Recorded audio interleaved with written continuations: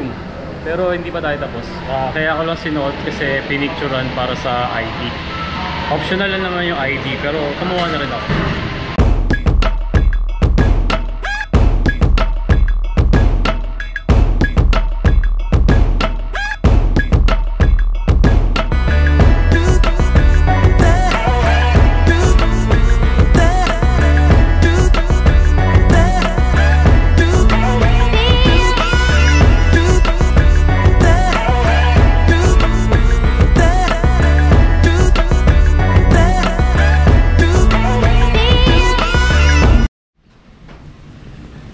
Good morning. Time check 7:02 ng umaga.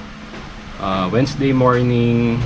Pupunta na tayo sa Las Piñas para mag-apply sa Joyride. Pero actually dadaan pa ako ng shop. Magbabalot muna ng 2 orders. Sayang din kasi. Tapos iiwan ko dun sa kabilang pwesto para dun na ma-pick up. Tapos punta na tayo Las Piñas. Medyo agahan natin ngayong araw kasi kahapon tinanghali tayo ng gising, so hindi tayo natuloy.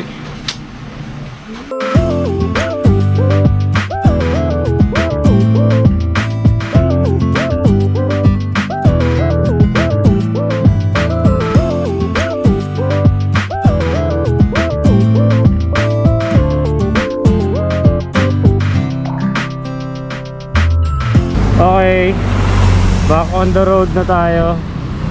Sayang din kasi yung 2 items na yun, nasa 1.4 din yun ang benta nun. Pero kakaltasan pa yun ng Shopee syempre. Time check 7:30 na umaga. Siguro mga 30 minutes lang din yung biyahe. Sakto mga 8 or past 8 ng konti ando na tayo sa Vista Mall. So hopefully wala masyadong mga riders na nag-a-apply. Sana Wednesday morning malalaman natin. 200, nakaka 200 na si Jerry. Dito na tayo sa intersection ng Las Piñas sa hotel.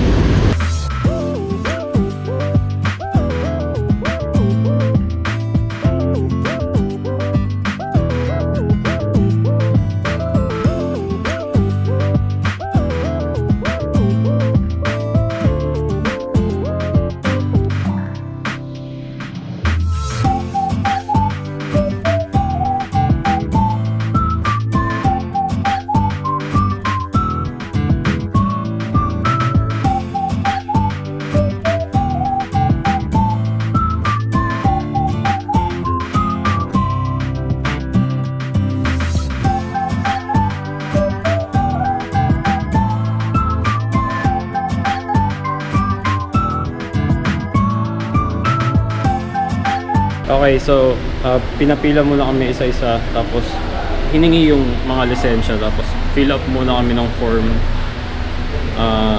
Ilan na ba kami? Siguro mga nasa 10 na rin. Wala akong ballpen, so makikihiram na lang tayo dito kay Laser. Ang dami namin walang ballpen. Lesson learned, pag mag-a-apply, magdala ng ballpen. So nakapag-fill out na tayo, tapos pinila na yung mga motor. Dito tayo sa pinakahuli, pero number 8 tayo. Ayan. Number 8. Pila na kami. Ayun, nag-i-start na yung driving skill assessment. Hindi kasi pwedeng mag-video dun sa loob. So number 8 tayo. Pipili na lang tayo kay Laser kung sino man bahala na magiging angkas natin. Madali lang naman. Unang ikot, humps, tulay, zigzag, 8, 2 beses na 8, tapos labas na ulit. Sana makapasa tayo, huwag lang tayong kabahan. Kaya naman. Oh goods, kinaya naman yung obstacle. Basic lang naman talaga, huwag ka lang kakabahan. Pero ayun, may mga hindi nakapasa pa rin. Kwento ko sa inyo kung bakit sa tingin ko ay ayun, hindi sila nakapasa. So pagkatapos ng driving skills assessment, papasok na tayo ulit dun sa loob para sa verification naman ng mga medyo nanginginig pa ako kasi totoo lang, kinabahan talaga ako. Nakakaba kapag may nakikita ka ng mga hindi pumapasa. So pero all goods naman. after ng verification, may pina-fill upan na parang agreement. Tapos hintay na lang tawagin ulit doon sa loob, kaso lumabas muna ako para makapag-vlog kasi nga bawal nga mag-video doon sa loob. So, ilang tips para sa inyo. Yung motor, kapag halimbawa may mga park light kayo na other than white at yellow, palitan nyo na muna. Kasi ganoon din, pababalikin din kayo. At tulad nung nangyari kay sir, nakasabay ko. Ayan o. Bali yung park light niya blue, so pinapapalitan muna sa kanya. Tapos, bago pa man kayo pumunta dito, kapag nakompleto nyo na yung requirements nyo, which is professional driver's license, NBI clearance, police or barangay clearance, ay isama nyo na rin yung mga soft copy ng mga yon para sure. Tapos, kung nakapapel yung lisensya nyo, pumunta kayo sa portal nyo sa LTO, mag-screenshot na kayo nun. Tapos, yung motor nyo, picturean nyo na rin. Front, isang gilid, at yung back. So, yun yung mga kailangan nyo siguraduhin para less hassle yung pag-apply nyo dito. Yun lang naman, mukhang mabilis naman kami kasi kami yung mga nauna, first batch kami. Nawala ngayon yung nag-a-assist. Ewan ko, siguro may binili or what, kaya naghihintay sila dito. Pero kaming 10 nauna, ayun, ayahay na lang dun sa loob. Time check tayo, 9:25. So nakarating ako dito, anong oras ba yun? 8. Tapos mga past 8 ng konti, nag-uumpisa na kami. So sana hindi kami abutin ng buong araw. Although konti lang din talaga yung nag-a-apply ngayon. So update ulit tayo mamaya.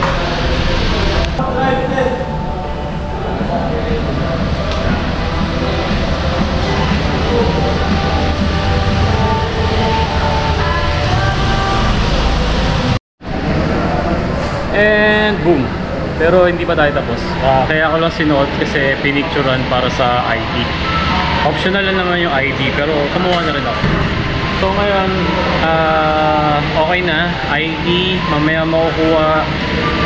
Ang last na lang ay orientation. So babalik ng alauna, currently 11:20. So chicha muna, kain muna tayo ng lunch. Tapos balik ng 1 PM para sa orientation. Siguro mga tansya ko mga 4 or 5 PM pa rin talaga matatapos. So ganoon talaga eh. Isang buong araw talaga yung process. So kain muna tayo tapos balik mamaya.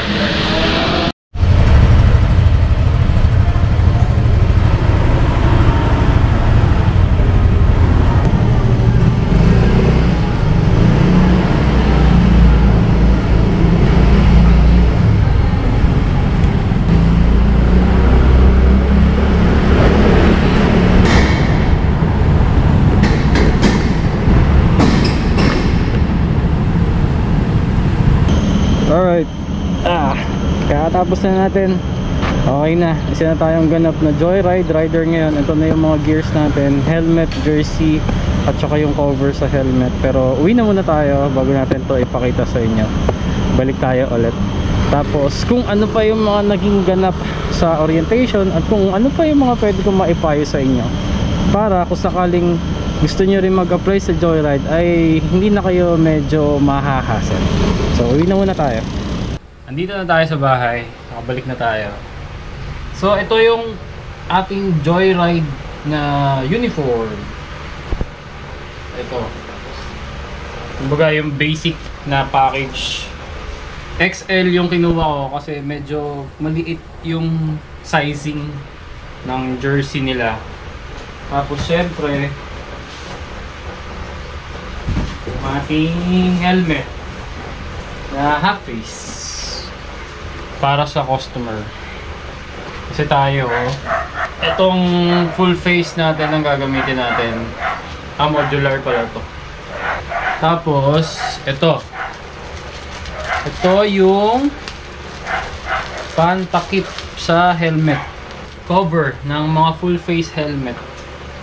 Ayan. Pero hindi ko na muna ilalagay kasi nilinisin ko muna to bago ko lagyan ng cover. Pero yan yung nilalagay sa mga full face helmet. Ito pala, Para kulay blue lang siya, di ba? Para uniform pa rin. So susunod na siguro yung mga vest kasi wala eh. Kasi medyo mahal din. 700 to 850 daw yung range. Hindi sure nung nag-orient eh. So, basing on our experience sa pag-apply ngayon kay Joyride, ano ba yung mga pwede kong maibigay na tips sa inyo para mas maging smooth yung application ninyo? In this case, dito yan sa Vista Mall, Las Piñas, dun sa 3rd floor parking. Unang-una, yung online application syempre. Kasi doon magsasubmit din kayo ng mga documents. So dapat lahat ng mga requirements nyo, meron na kayo ng mga soft copy. So i-upload nyo yun doon kasama lahat ng mga information ninyo. Kung ang lisensya nyo, kagaya sa akin na papel pa lang, hindi pa yung card, kailangan meron kayong screenshot ng mismong lisensya galing sa LTO portal. Kasi hahanapin din nila yun sa inyo. Ang requirements lang naman, konti lang naman eh. Barangay or police clearance, NBI, tapos yung driver's license mo kailangan naka-professional. Tapos ORCR syempre kailangan hindi paso yung motor, kailangan nakarehistro. Tapos sa model naman, any brand, 110 to 160cc, 2017 and above na year model. Kasi kaya tayo pumalya, kung naalala nyo sa mga previous video natin, IC Pinky na dapat ipapasok natin sa Joyride 2016. So masyado na siyang matanda, hindi na siya pasok. Tapos as much as possible, agahan nyo ang punta. Sa case natin ngayon, Wednesday tayo nakapag-apply, so hindi masyadong matao kung tutuusin. Kasi nung nakapila na kami sa driving skills assessment, 10 lang kami. Eh mas maganda kung aagahan nyo, mga 7:30 andun na kayo. Mauna kayo sa pila para mauna din kayo sa driving skills assessment. Mas maganda rin yon kapag isa kayo sa mga nauna sa driving skills assessment kasi at least konti pa lang yung tao, konti pa lang yung nanonood sa inyo, mas hindi kayo kakabahan. Yung nagastos nga pala natin ay 870 pesos. So yung 870 na yun, yung 750 ay doon sa helmet. Pero actually 1,000 daw talaga ang presyo nun. Pero naka-promo ngayon, so 750 na lang. And then kumuha din tayo ng ID, which is 120, kaya naging 870. And then free na yung jersey, tsaka yung cover sa full face helmet. Tapos magkakaroon ka na rin ng free top up na 2,000 pesos dun sa app.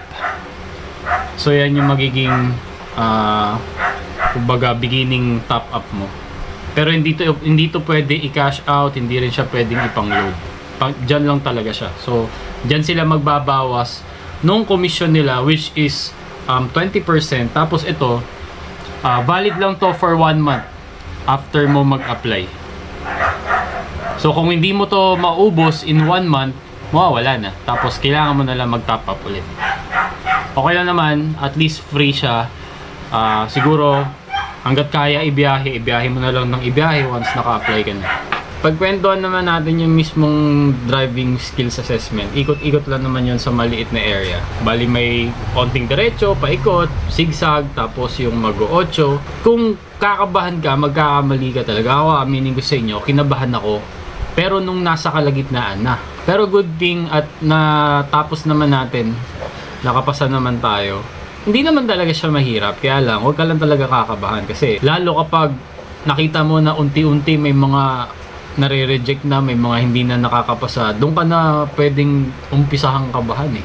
Tapos ang sasabihin sa inyo ng trainer doon, bago kayo lumarga, kailangan nakasecure yung mga lock ng helmet mo at ng pasahero, secured yung paa ng pasahero sa foot pegs, tapos bubusina ka ng 2 para alam ng trainer na ready ka nang umabante, ganun. Tapos, ito ang napansin ko. Kalimitang mga nahihirapan at bumabagsak ang mga naka 150cc.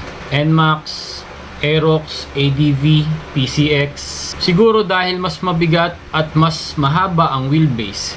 Kaya, mas nahihirapan silang lumiko. Hindi katulad sa atin na naka Mio gear lang tayo. Yung ibang mga naka Mio I or Mio gear din, basta yung mga maliliit na scooter, wala eh, swabe lang talaga eh. Mangilan-ngilan lang yung muntik-muntik nang hindi nakapasa dahil nagbaba ng paa, ganun. Pero, sa nakita natin kanina, lahat ng mga 150cc, talagang medyo hirap sila. Ang dami rin bumagsak kanina na babalik sa mga susunod na araw. Yung iba naman, parang naawa na lang, pinagbigyan na lang after mga 3 or 4 tries. Pero dapat talaga, 2 try lang yun eh. So yun lang, kung siguro kayo naka 150cc, lalo ang NMAX at mga adventure type na scooter, kung may time kayo, kung may chance kayo, maghanap kayo ng space na pwede kayong mag-practice kahit konti, kahit mag-improvise lang kayo ng mga ng mga obstacle, hindi naman kailangang traffic cones din yung gamitin niyo. Yung ibang mga click nga din, medyo nahihirapan actually, lalo kapag may top box kasi nakakadagdag din yun sa bigat sa likod. May angkas ka na, may top box ka pa. So, abangan po ninyo sa mga susunod na upload. Siguro earliest na magiging biyahe natin bukas kasi wala pa tayong shower cup. Akala ko kasi may ipamimigay din doon or may mabibili sa kanila. So, hahanap na lang muna ako ng shower cup. And then, kapote. Wala pa tayong kapote para sa magiging pasahero natin. Meron tayong personal use na kapote, pero syempre, kailangan mo rin mag-provide para doon sa pasahero mo, di ba? Pero siguro bukas makakabiyahe na tayo. Bukas ng gabi. Kasi ang mangyayari nito, magbubukas pa rin ako ng shop sa umaga. And then sa gabi ako babiyahe. As part-time. So yun lang po mga kamambo. Abangan nyo yung mga biyahe natin sa Joyride. See you sa next content. Peace!